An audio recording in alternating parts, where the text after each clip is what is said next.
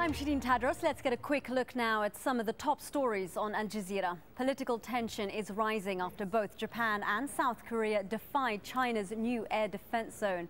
The countries have flown their planes unannounced through the area. The US had already done the same. Human rights groups have criticized the sentences given to 14 young Egyptian women for protesting against the government. The women were sentenced to more than 11 years in prison on Wednesday.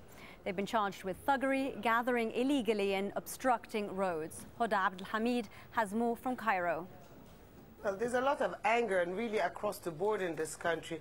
Just as we speak now, there are reported clashes around Cairo University and Alexandria University. Students there were decrying the protest law and also decrying the sentencing of these girls, which they find very harsh. They also say that the timing of the sentencing is very inciting, and they also wonder how come in this country, which is notorious for having quite a slow judicial system, these girls were given their ruling just on the second time they appeared in court.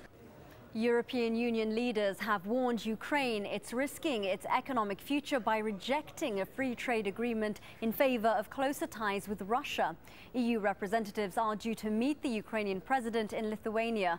Meanwhile, hundreds of Ukrainians are protesting in Kiev in support of joining the EU.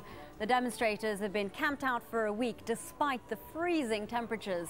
They said they'd no intention of ending the protest unless President Viktor Yanukovych agrees to sign the trade deal.